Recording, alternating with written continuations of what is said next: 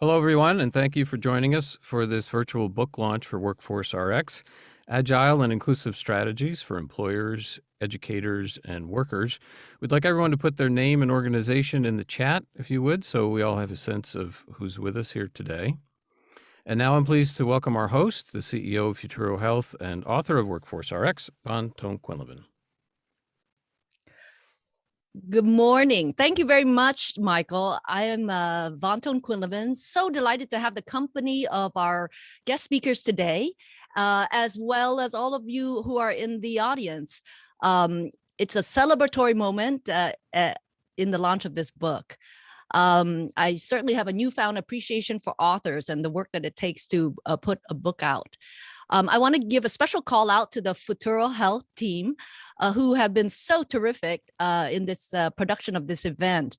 The proceeds from book sales do go towards supporting the mission of Futuro Health, which is, as a nonprofit, is to increase the health and wealth of communities by growing the largest network of allied health workers in the nation, starting here in California. Thanks very much for letting me share a little bit about Futuro Health. And now let's get directly into the book. So people have asked me, why did I write this book and why now? And I would point to the numbers. Numbers like 10 million and 8.4 million. These are very, very large numbers. And so if you take a look at this Washington Post article, you see that there are 10 million job openings where employers can't find workers, and 8.4 million unemployed, where workers can't find jobs. So we're going to need our country to be revving with all of its engines in order to connect people with the right skills, with the right jobs. And it's a perfect time to introduce workforce development strategies. When you're, as an employer, finding yourself in a place where you're posting and praying, as my colleague Tim Rainey says, posting and praying, that is a good time to start thinking about putting in place workforce development strategies. And so this book shares a lot of proven playbooks at the local level, at the systems level, so that we can begin matching people and opportunity. So let's take a look at the next page. The book is structured in according to a set of challenges and solutions. So you can see here in chapter 1 and chapter 2, there's a challenge and a solution. There are 10 chapters in the book. And so you'll see 10 sets of challenges and solutions. I love the first chapter, which is entitled Making the Fire Hose and the Garden Hose Work Together. And if you have been in a situation where you wondered, why does an education produce the workers that I need with the skills that I need? This is a great chapter to start. In chapter 2, for example, we'll realize that in order to be agile and to deal with these unsettled times, that a more effective approach is actually to build an ecosystem, and an ecosystem of the willing, because the reality is that no one institution in our backyard has all the resources or the competencies or the capacity to close the skill gap. And so we need to braid together resources as well as efforts in order to begin tackling the magnitude of the problem at hand in the labor market. Certainly the pandemic has wreaked havoc on our labor market. Surfing the wave of the future and removing barriers for inclusion. We'll get to go into how the rate of disruption has accelerated, moving not only at the speed of business, but moving at the speed of need. And what does that demand of us in terms of developing our talent pool to have the right skills at the right time? In chapter 4, proven practices for growing the internal talent pool. Once you get talent in, how do you, what are effective practices for moving them up or keeping them relevant? Then we go to chapters 5 and 6, which is about forming an echo chamber of support, which is really designing for scale. How do you go big on some of these concepts? And you'll be introduced to concepts like avoiding pilot fatigue, because you intentionally design solutions that will scale in terms of adoption by institutions, education institutions, for example. Chapter 6 is all about meeting, especially adults, where they are by rethinking instructional designs. Where are the on-ramps? Where are the off-ramps? How do you do stackable credentials? How do you embed industry credentials into degree programs? So these are some of the strategies that help keep curriculum more agile. On chapter 7 and 8, we begin to dive more deeply into the issues of diversity, equity, and inclusion. What are the strategies to ensure that we have DEI front and center as we develop our talent pool? And what would it look like if we were to continuously upskill as a new norm? Thinking about learning records, continuous learning records, as well as more frequent use of micro-credentials so that we can have our continuous skills upgrades. And then closing out on chapters 9 and 10, I think it's quite an achievement that could make data interesting. Chapter 9 is all about the data challenge and freeing the data so that it could be used for continuous improvement. So this is a rallying cry for freeing the data and a case study about what we did with the California community colleges to align the monies, the metrics, and the data so that the public policy intent for creating these great career and workforce programs were actually realized. And then, of course, chapter 10 is about getting ahead of the gig. You know, our nation is growing, a lot of jobs, but there are a lot of jobs without assets that keep households stable. And so what are the social and human infrastructure that we need to pair with jobs as more and more of our economy moves into this type of work arrangement? And so again, 10 chapters, 10 challenges, and 10 solutions. With that, I'd like to begin to introduce our distinguished panel, friends and colleagues who have joined me today to celebrate the launch of this book. And before I give a little bit more detail into their background, they have been invited to start by doing a little icebreaker, which is what keyword would they use to find this book on Amazon or on Google? And that's something that we're going to be asking also of the audience as a fun icebreaker. And then they're going to jump into the first question that we will ask them, which is this question: what insight, story, or strategy resonated the most with them and why? So let me go back and give some background on our guest today. So first with us is Stuart Andreason. He is Assistant Vice President and Director of the Center for Workforce and Economic Opportunity at the Federal Reserve Bank of Atlanta. We met through the Marco Rework Alliance, which is an example of an ecosystem of the willing. And in his role with the Federal Reserve, he conducts research and works across the country to support the Federal Reserve and partner organization efforts in workforce development, the labor market, and economic opportunity for low and moderate income workers. Second, we have Rachael Stevens. She is the Director of Workforce Development and Economic Policy Program at the National Governors Association Center for Best Practices. And she provides research, policy guidance, and technical assistance to governors and state leaders on a wide range of issues. And we met when the National Governors Association held a set of convenings looking at the future work called Future Workforce Now. Laurie McGraw is actually dialing in from Prague. So thank you, Laurie, for traveling so far to our virtual book launch event. Laurie is Senior Vice President of Health Solutions, the unit that provides the American Medical Association's data solutions used across the entire healthcare industry in the US and increasingly globally. For over 25 years, she has led high growth health information companies, bringing innovative technologies to healthcare. And in her spare time, she has a podcast called Inspiring Women. And last but not least is Tom Dawson. So Tom is interim CEO of STRADA Education Network. STRADA's mission is to improve lives by forging clearer and more purposeful pathways between education and employment. He previously served as Deputy Assistant Secretary at the United States Department of Education, and also previously worked with the Gates Foundation. So with that, let me throw it over to Stuart to take on the first question.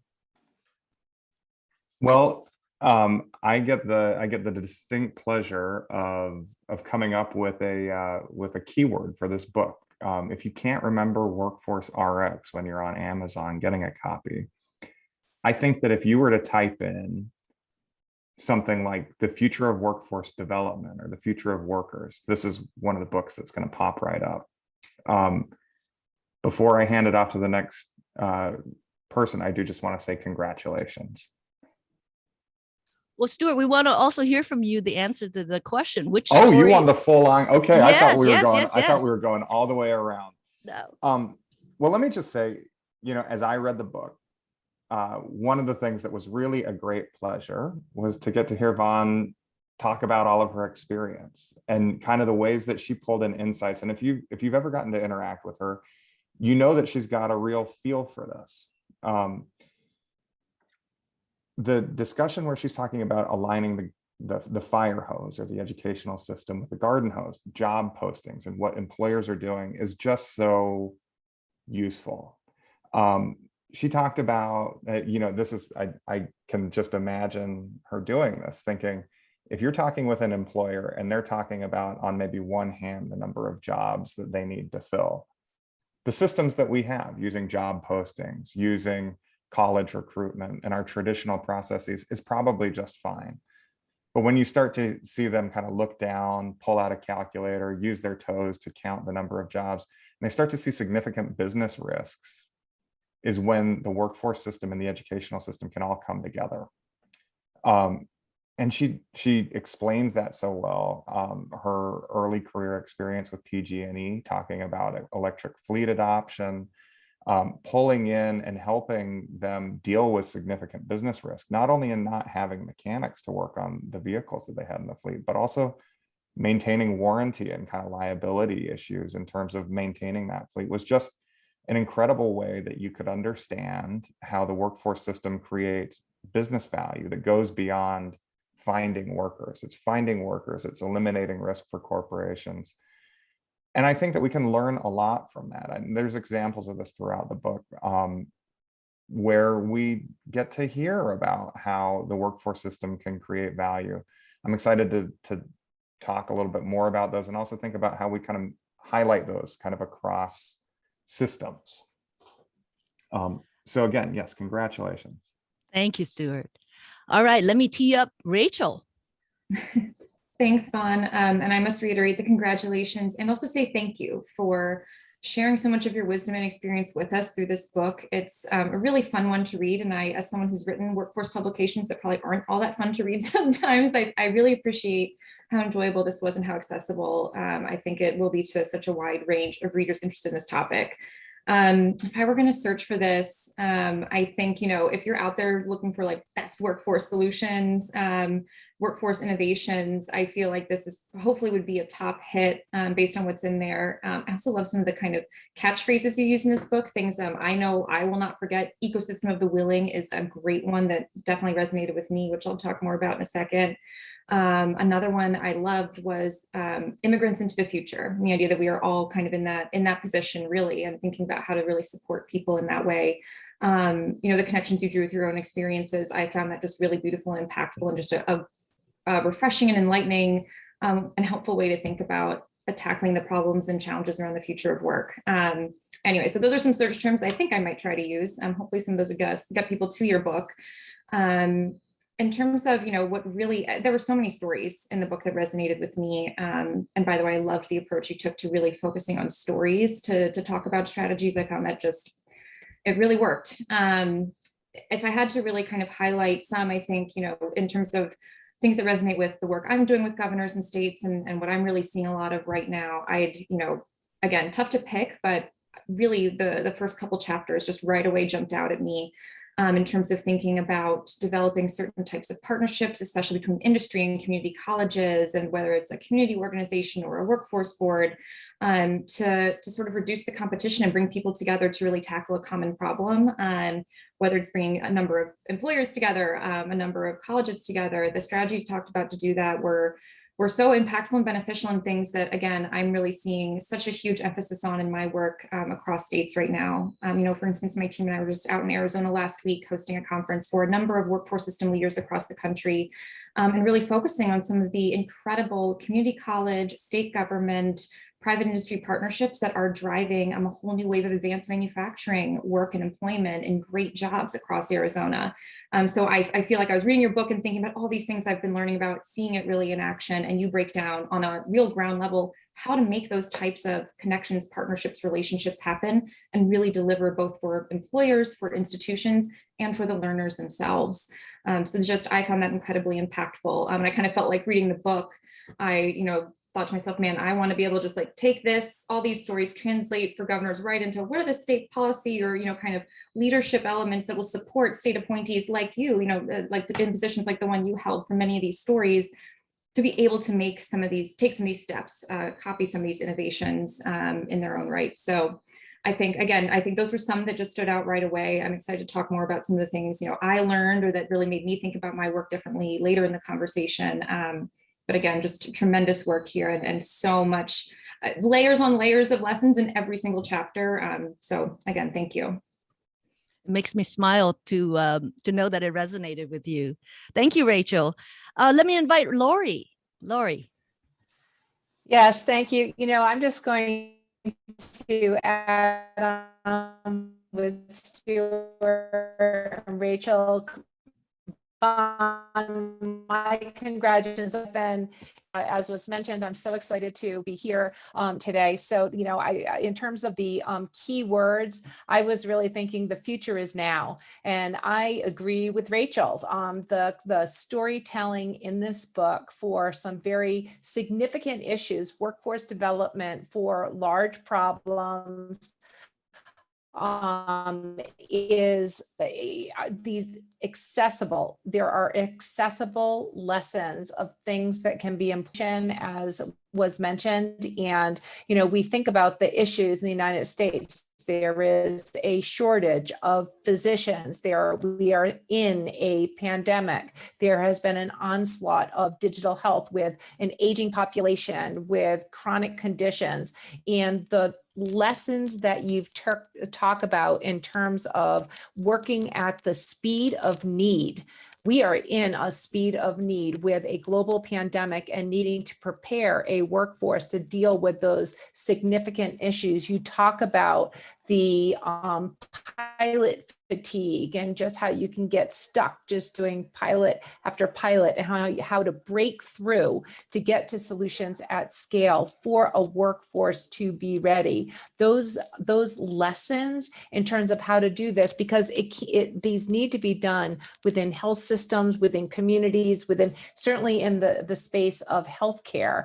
And the way that you laid this out chapter after chapter, whether it's stackable credentials or continuous learning, or doing the bulk of your learning early, or rooting out bias with technology that needs to be employed. I was just so impressed with all of the different things that you covered, almost to put together a recipe for preparation, but without any hesitation to, you can employ these strategies now, whether it's partnering, whether it's building or working on credential types of solutions. So again, it was just I just felt it really spoke to the things that we are dealing with. When you and I first spoke, Vaughn, which was on inspiring women, because you are an inspiring woman. I was like, how could you start a new organization at the beginning of a pandemic? How could that happen? And yet, you scaled immediately, and you said, we work at the speed of need. And that resonated and was also something that you highlighted in the book. Again, I just think this is an incredibly timely book that speaks to solutions that we need to prepare the workforce for today. So the future is now is my key word. I'm sticking with it. I think that we can all sort of use it, and we'll find the book on Amazon there. That's a great choice. I love it. I love it. And thank you again for calling in from Prague. Now, Tom, I'd love to throw it over to you. And you and I have talked a lot about scale, agility, and inclusiveness. So I would love to hear what you think about this book. Sure. So usually you save the best for last. I'm not sure if that's the case with this group. I have the disadvantage of having had at least one of the keywords that I had in mind has already been taken. So, but the keyword I would cite is just one word, and that, frankly, is talent. Because I think the word talent can be an overused word, but in today's economy, I think talent that's what everyone is looking for. The dynamic, Vaughn, that you mentioned around, and I think it's actually 11 million unfilled jobs now. I think that data you cited might be a month old. It was funny. I cited the same data, the same metric. So we're either both right or we're wrong, Vaughn. I cited that particular metric for a board meeting we had about a month ago to say that in an economy where there are 11 million unfilled jobs, 8.5 million unemployed, with a large number of folks exiting the workforce. And yeah, part of that has to do with COVID, clearly, but even before COVID, there were roughly 8 million unemployed. So we have or I should say there were roughly 8 million unfilled jobs. So over time, our economy has a problem, and that is that we can't identify the talent that we need to propel our economy forward. And I think what was so great about your book, Vaughn, was I saw so much of what we're trying to work on at STRADA in terms of advancing our mission and defining a clearer strategy. I saw so much of our work reflected in your book. And at STRADA, we talk about it used to be sufficient to ensure economic mobility and to expand opportunity, that all that needed to be done was to provide access to higher education and some completion of a credential beyond high school. And that is no longer the case. We have to work among employers, institutions, and individuals themselves to cultivate, recognize, and reward talent wherever it exists. And so your book really fleshed out, I think, how best to do that. And I agree with with the others who've spoken before that it was just a fantastic kind of in-depth analysis of how to cultivate talent, how to recognize it, how to reward it. A couple of things that really stood out for me was I used to work for a company that talked about finding the right student in the right program at the right time. And so to hear you talking about employers that are trying to find employees in the right job at the right time, that's very powerful. I think that's right. It also speaks to kind of the shifting dynamic of the economy. We don't have a static economy. And yet traditionally our systems of preparing workers and preparing learners to succeed are fairly static. They're not, they're not real time. They're not up to date sufficiently. And I think you really call out the need to be much more real time, be more flexible, be more up to date, and that's what our system requires. A couple other things that I think stood out was I think one of my peers earlier talked about how you identified the importance of having an ecosystem of willing partners that are able to be agile. I tend to not like the word ecosystem. I think it's kind of an overused word, sort of like talent, but it is actually the best word to describe our workforce development training system, because there are so many different players with so many different incentives, so many different needs. And the key thing is, how do you kind of navigate that system as best as possible to serve the needs of the employers so that you can scale and sustain the types of solutions that you're talking about in your book, but also really at the end of the day serve individuals well. So I thought that was really useful. And maybe one other thing that I identified with was the importance of risk and taking risks. I think we have a very risk-averse, traditionally education and training system in this country. And I used to work for the education department. It was a great job, great place, but it is a risk-averse place. And part of that is because government agencies, irrespective of whether you're on the right or on the left, they are not designed to be nimble and to move quickly. In fact, usually change and innovation will often happen. They're typically the kind of trailing party to adopt change and to adapt to change. And so I think it's incumbent on organizations like STRADA, like Futuro Health to really be the catalyst to identify the most effective solutions, to scale them, and then to work with states and the federal government to help, and employers as well, to help sustain those types of solutions over time. So and then I would completely agree with one of my peers who spoke earlier, and it's in your book as well, Vaughn, that our current system, in addition to not serving employers particularly well, the people that are really left out when we don't cultivate and recognize and reward talent wherever it is, are typically those that have been underserved and poorly served by our education and training systems. And those are disproportionately communities of color. Those are disproportionately folks who are lower on the economic ladder. And it's incumbent on us as a country to do something about that, to fix that. And I think you point to a way to not only propel our economy, but also do a lot of good for people that historically have not been well served by our existing systems. So that's it from me. Excellent thoughts and commentaries, Tom. And you're right, the numbers have ticked up since that Washington Post headliner. I'm going to take an author's prerogative and actually tell a story from the book, while I forewarn the panelists that they have a second question. And the second question is all around, now that you've read the book, would you do anything differently in your career? And so, Tom, I just wanted to let you know that we're going to go backwards. So you're going to be up first. So one of the stories in the book is about the design or the flow of money, and the monies actually dictate how institutions, education institutions behave, public institutions behave, because I'm sure our audience is fully aware of the volume, the billions of dollars that are flowing as a result of the pandemic, right? The American Recovery Act. So one thing that occurred to me when I first took on the vice chancellor role was that we had limited funds. Not every education institution could do everything. And why didn't they cooperate more? Why didn't they collaborate?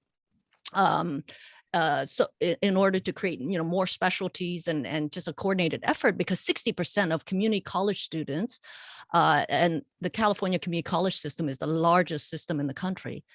60% of students actually attended more than one community college.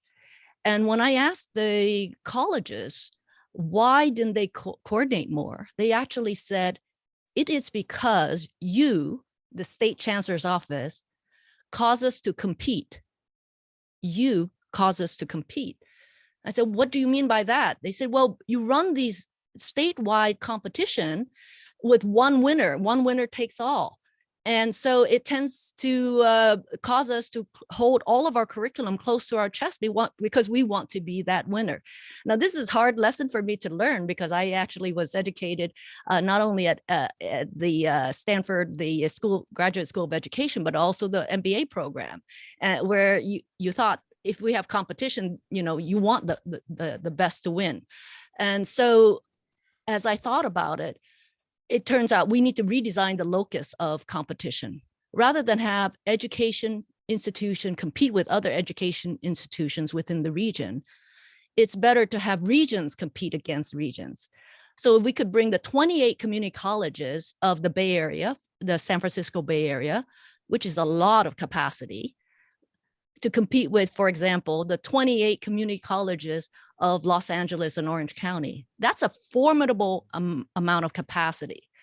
So rather than having one institution, try to outdo the other. And so what we did was we began to redesign the flow of the money by thinking through, how do we get colleges to collaborate with each other? Mm-hmm. And so we took existing funds and then repurposed it and said, we're going to guarantee a winner for each region, but 60% of the colleges in the region need to sign up for this same practice. And the colleges were really, really mad that we were changing the flow of the money. But at the end of the day, there was one lead applicant that represented this at least 60% of the colleges. Then the next round of grants we issued said that we're going to guarantee a winner in this region, but 100% of the colleges must sign on in order to win for that grant to be awarded in the region for that same practice. And so what it turns out was, yet again, there was one winner that then brought together 100% of the colleges in conversation. And then the third grant came out, said we're going to guarantee yet again one winner for each region, but again, 100% of the colleges must sign on. So what we did was we set the breadcrumbs so that institutions, education institutions, instead of competing against each other, they began to have conversations and trusted relationship. And that laid the groundwork for an ecosystem, a regional ecosystem, where they could map out programs, curriculum, and even share curriculum. And so they were able to scale curriculum more rapidly. When one college developed it, the whole region got access to it instead of the college holding that curriculum close to their chest. So that is an example of redesigning the flow of money, redesigning competition, the locus of competition, so that you can achieve greater scale. The curriculum is getting out there faster, more students can access it, and that the curriculum is coordinated so that it stacks into each other rather than everybody doing their own thing. So those are examples, for example, in the book of how to attain more scale with the resources that you have. All right, so with that, let me turn it over to Tom. Any thoughts on what you would do differently after having read the book? Yeah, the one thing I think we tend to focus on too little, especially with communities that have been poorly served historically by education and training programs, is, and certainly workforce development is an area, compared to higher education and traditional institutions of higher education that I think have been traditionally underfunded in terms of workforce development systems versus kind of more traditional higher ed. But having said that, and in particular, as you pointed out, Vaughn, the significant sums of money that have been allocated to workforce development around the country, first with the CARES Act, and then presumably there'll be additional monies allocated as well here in the next few months. One thing I think we have to keep our eye on is the assumption that simply by providing additional monies, even in an under-resourced, even in an under-resourced area like workforce development, that those funds will be used in such a way that the students, or rather the individuals, know how to access them. And I think we tend to think that, and it's because many of us are well-intentioned, but we don't necessarily come from these communities, and so therefore I think things like coaching are underappreciated. How do you tap into resources, whether it's with a local workforce investment board or another organization that is the recipient of these funds? That's simply providing the money. While important, we also have to identify what we like to call the first mile problem, which is how do you get individuals to tap into those resources? Because I came from a network growing up where I didn't even know I was in a network, but I had a parent that went to college. All my friends went to college. I knew how to access that network. I knew how to access social capital. a lot of the communities that are most left out and that we have to, help the most, and where there is talent that really exists there, it's just uncultivated. They don't know how to access these funds. They don't know how to access these programs because they don't come from networks that have had a lot of success in accessing them. So I think more resources and more attention ought to be focused on better linking and supporting what we call kind of closing this first mile problem, which is how do you get these ample resources that are being provided, significant resources being provided, how do you get them into the hands of the individuals that need them most? So, that's how I'd answer your question, Vaughn. I think more attention needs to be focused on how to support the individuals themselves accessing the funds in the first place. And sometimes we don't always pay as much attention to that as we should, I think. So. Excellent point, Tom, on that first mile problem and social capital, lack of social capital. All right, let's go backwards. Laurie.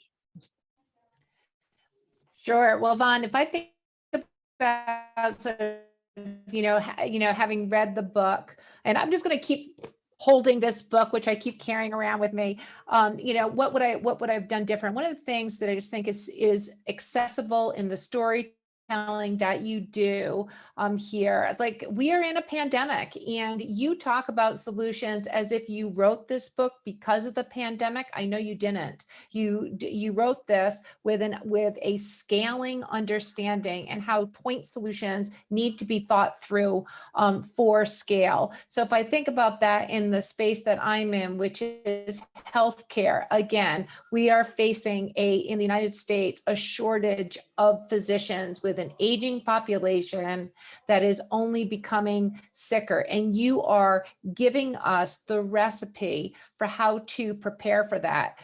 At the American Medical Association, we think and do a lot of work. I do a lot of work on digital health solutions, augmented artificial intelligence. And we know that these solutions will not replace physicians, but we definitely know that physicians that are not equipped to deal with AI are not going to be the highly employed physicians of the future.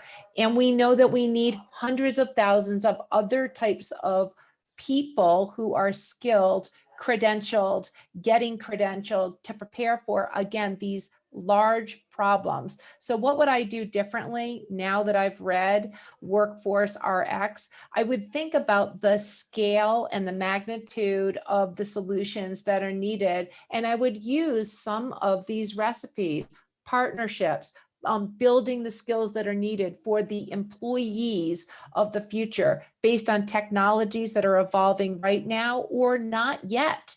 You are telling us and giving us the opportunities to think those through, whether it's building the curriculums, the certifications, but ensuring that it's an ongoing learning program so the workforce is prepared to deal with the new solutions. And again, I just can't underscore the scale. You emphasize that these are not point solutions, that we need to be thinking in large scale types of solutions. Again, we are all speaking, from probably a United States focused thing. I think this is, you are addressing global issues that are just important. And again, I think I would now equipped with how you've laid this out in such an accessible way, I would think about that differently. I would think about different partnerships that might have been helpful when I was working for years on electronic health records and how much they disrupted the healthcare system, a lot for the positive, some for the negative. And, how might we have done it differently, knowing the scaling types of things that you lay out in WorkforceRx. I love your point about point solutions and how they need to be thought through for scale. And that really is an indicator of being able to look around the corner at how workflows as well as skills will change. Thank you, Laurie. All right, next is Rachael. Well, first, I think my colleagues pointed out some really great things that just gave me more ideas of things that I might approach a little differently in my work now that I've read this book. Vaughn, you cover a lot of themes here that when you came and joined our Future Workforce Now convenings a couple years ago, before the pandemic, we talked about, and that I think have become even more essential in the pandemic context, as Laurie pointed out. You talk about what it takes to really build an ecosystem that supports lifelong learning. including through things like systems and institutional alignment toward kind of shared sets of goals, visions, understandings of how they can operate and how they might be able to innovate or be more agile. For us at a state level, we talk with governors a lot about, thinking about your governance structure for your programs and agencies and systems at the state level, and how you can both support some of those point solutions while hopefully being able to create an environment where they can then be tested and then scaled. We also do a lot of work and have talked with you certainly quite a bit about, building a stackable credentials infrastructure, things like learning and employment records. We've done a lot of work around agility and making sure programs can really adapt to teach skills based on what's needed by employers. I think, from our perspective of our work with states, that's kind of always a core focus, given the kind of dual role that the broader workforce development ecosystem is tasked with. I think that when I think about how to take some of what's in your book on these topics and maybe rethink or shift some aspects of how we approach our work with governors and states, some of it for me is kind of almost in language and communication. I think using the stories the way you did is so powerful and probably is something we can do more. We focus on sharing best practices on state policy. And I think the way that you told some of these stories to me was certainly very instructive of just how we can keep doing that better as we're sharing best practices from one state with other states. The way that you used language, and actually Tom, I think, pointed this out in his remarks as well around risk. I know we do a lot of work on, how can we help states work within the existing policy framework or, as a membership association, impact or influence, hopefully, the national policy framework that makes some of these institutions or systems or agencies feel really constrained and unable to take risk or unable to truly innovate. And I think, just the examples that you provided of how well it works when it works well, and maybe what it takes to create that environment in a policy level, I think these are such helpful examples for the work that my team and I do. I also think that you actually, I don't know if you used the term locus of competition in the book, but you did in the conversation. You told your story a few minutes ago and about kind of changing the orientation around what's the locus of competition. Competition can still be good and helpful, but how are we asking people to compete? On what level are we still in fostering collaboration through that? And that to me was kind of an aha moment of how to communicate the value of doing that. I think that type of language is something that a lot of governors, see themselves as chief executive officers of their state would really connect with when you think about, how are your agencies structuring different programs and opportunities. And then the last one, there's a lot of policy things I could talk about, which would probably be very expected. One that was, a bit of a surprise for me, but a pleasant one, connects back to a subject you and I spoke about actually when you had me on your podcast a month or so ago. I guess now 2 months ago, and that was, some of the soft skills, if you will, or other skill sets, or even feelings and mindsets that need to be cultivated for people who have traditionally been shut out of opportunities to feel like they can take advantage of a new opportunity and really be able to truly succeed. So you had a section, I believe it was in chapter 5, where you talked about confidence. And that really struck me. I think, we talk about the nuts and bolts of different programming, about credentials, about, the supports people need to overcome barriers. That's all so important. But the best programs, the best sort of training models, the best partnerships are ones where the person going through a learning opportunity, the person even coming in to access, basic job assistance services, they're able to actually build confidence to see themselves in a new career path or in something different maybe than what they'd imagined before, to see themselves in a great job. That confidence is so critical. And it's something, it's interesting because I started my career in career mentoring programs and running those types of programs for low-income adults who did not have college education. And the confidence there in the programs was such an essential component of why all of our mentees were so successful at getting great jobs and staying in those jobs and advancing in those jobs. And it was something we were able to help develop. But I hadn't quite connected the dot in that way in thinking about, when we talk about best practices in terms of program models, we should be, talking to states about, we haven't really talked about that component enough, I think. And it's important because without that, you're not going to, it connects to outcomes. You're not going to have people really succeeding in the programs the way you want to. And ultimately, I love the story about Big Juan.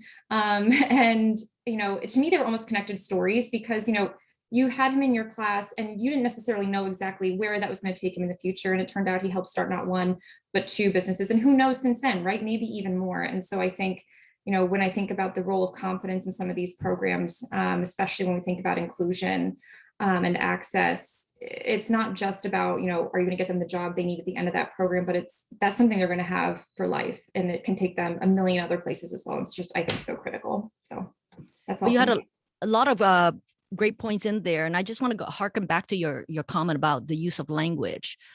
I was an appointee of the governor leading up the workforce mission of the community colleges. I had a colleague who was leading up the California Workforce Development Board, so a different agency. And what we wanted to do was begin to employ a lot of practices like private-public partnership, collaboration, regionalism. And interestingly enough, as we came out with our conversations to our field, the institutions in our respective agencies, they said, we're confused. And that's also a euphemism for we're not going to do it until it's actually public policy and we hear an echo chamber across all of you political appointees at the state. So we actually were sat down by a colleague, and we actually mapped all of our phrases. So there were some where it was my phraseology, and then others, we took his phraseology. And then the moment we started saying exactly the same thing across the state to all of our venues, in roughly about a 30-day window, the field started to say, all right, this is actually public policy. We're going to begin taking it seriously. It wasn't just one political appointee and what he or she wanted to do. So that's a really interesting comment about language. All right, Stuart. I want to stay on language, but broaden it a little bit in how you have, think about staying on a constant message. And I'm gonna hold up a prop for this. And I'm thinking about the governors that Rachael works with all the time, and very busy public policy makers. You've got a whole book, but you've also got, for those of you that are busy, about 10 pages throughout the book that tell you exactly what you need to know. And I think that that's so important. It's a logistical thing that I don't know that we always do well in just really telling people what are the few things that you need to know. But you do it in all different levels of detail. And I actually want to get back to that story that you talked about when you changed the locus of competition, when you really moved to that regional model in community colleges. We've been really interested in how you fund workforce development for a long time. There are students that are reticent to take on student loans. There are organizations that have really high quality programs that don't have sufficient data, that have high quality outcomes, but don't have the data systems that you mentioned in your book to be able to communicate that. And that means that there are things that employers are slow to get involved. They don't know how to understand what a program does.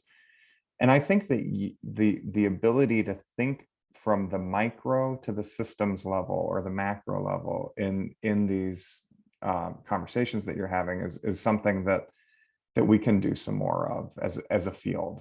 It's not only what are the broad funding systems and data systems that we have for workforce development that facilitate how we fund programs that are effective, whether we put our money on the front end or the back end, or do we fund outcomes, or do we fund enrollment. These are the big questions that we have. But at the end of the day, some of the challenges that we have in making those changes happen at the institution level. We talked about different I was in a conversation with workforce boards talking about different strategies that they had. And it comes down to some really small calculus for them, person to person. If we change to this strategy, it's going to affect my cash flow for 6 months. It's going to make it difficult for me to do the important things like fund the people on the front line providing training. And I think that when we think about systems change, we're not thinking about those challenges well enough. And that's something that you do in this book. You help people hit the big highlights and think about, how do we create data systems? How do we remove barriers for inclusive growth? How do we align employers and educational systems? But you also do it in a micro way where you're able to talk about people and units within organizations that help make those changes. We don't make systems level change starts with short-term small changes, with one person trying something else that rolls into you aligning your language with your counterpart on the academic side of the California community college system, that then leads to the systems behaving differently. And we've got to highlight where the small changes are that lead to systems level changes. It's something that, you know, as I read over this, I think it's just in all the work that I do, I kept hearing things that I think should happen with stories about how to make it happen. And we need to do that more as a system. Thank you, Stuart. You know, at the personal level, for example, it's not just cash flow of systems, but in the chapter that is about tuition support of employers, you know, what we found out was that the best practice is not to reimburse workers after the fact because they can't manage the cash flow. And so the Aspen has put out a whole toolkit on how to do tuition support programs correctly, because workers, especially the underserved communities, what they really need is flexibility because their lives are very complicated. So the delivery method has to be flexible for their lives. But this issue of tuition support is not as effective if it's after the fact because people just can't afford the cash flow. And so it's not just the big systems and big institutions, but it's also employer practices. Did you have your hands raised? Yeah, I was just going to say, you know, I think that that's an example. And it's one of the things that we found to be really powerful as we started to look at employer benefits and kind of employer and even public policy supports for lower income workers. We found those same things. We had employers that were paying for bus passes, $75, but it was a reimbursement. There were people that were taking the bus every day, but not enrolling in the reimbursement program because they didn't have the $75 to ask for reimbursement at the end of the month. So they had to pay $2 a day. Employers made small changes in just how they paid for the bus pass. And the uptake was huge. It was a huge benefit and increased reliability of workers. There's lots of places where that plugs in. But to be able to talk about those stories is just the way that we need to go to make changes. Thank you, Stuart. Well, I am going to begin wrapping up our panel today. I'm looking at the time. I'm going to invite those of you who are in the audience to answer also the question, what keywords would you use to find this book? And we're going to collect it as part of memorializing this conversation. So if you have any thoughts for how you would find this book, please do go ahead and put it in the chat. Najit, I saw a question that was posed by one of our audience member, which was about the, you know, is there insufficient funds? There's too much funds on the front end of instructional design and not so much on the back end. And the answer would be that you actually have to think through, it's one of these octopus, if you, in terms of fixing big systems, right? You actually have to think through workforce programs have high one-time costs. So if you don't cover that as a public policy, then colleges don't want to take the risk of setting up new programs. And then like putting in payments that are related to outcomes. How much of the payment is enough to signal? We actually did a whole study on that, and it was you don't have to have too much of the system's money be put on outcomes. It's enough, just a proportion, a small proportion is enough to signal what is important for the policymakers. So take a look at the chapters on Strong Workforce Program, as well as chapter 9, which is all about the data. I think that there will be a lot of insights there for you. So let me go to the next page. As we close out, we would love your help to spread the word. As I said before, these are big numbers that we're dealing with. And so getting these strategies and playbook out will be so important. We've managed to get the attention of some bestseller lists as well as hot new release lists on Amazon. And we would love your help to just spread the word and get these proven practices out into the world so that folks don't have to start from scratch. They know that there are proven solutions that can work and that we can all build upon these proven solutions. So help us spread the word. Next is, oh yes, please help write a review. For those of you who are able to grab a copy of the book. There's a promotional price right now that's effective. A gift to all authors is to have a review. And so if you could go to the bottom of the Amazon or Barnes & Noble page where you see the stars, you can click, write a customer review, put in a headline, write a few sentences, and then just press submit. It is a gift to me as an author if you are able to write a review. So thank you in advance if you can do that. And then lastly, we invite you to stay connected and up to date. The book is an excellent overview, comprehensive view of workforce development and all the different strategies that you can employ from granular level to macro, as Stuart mentioned. And the podcast features leaders and innovators who are really thinking through how do you future-proof the workforce for what is to come. So these podcasts can be accessed through any of your regular listening stations that you visit in order to listen to podcasts. And so I'd like to end by really just thanking the audience for joining us today in this celebration, and mostly to thank our wonderful, wonderful expert panelists, Stuart Andreason, Rachael Stevens, Laurie McGraw, Tom Dawson. It's wonderful to have such thoughtful colleagues in this cause. And so thank you very much for joining us today. If you'd like to attend any of the sessions that have to do with other chapters, visit mastercatalyst.org and you can RSVP for the other sessions that will be more of a deep dive into the respective chapters. So once again, thank you and have a good day.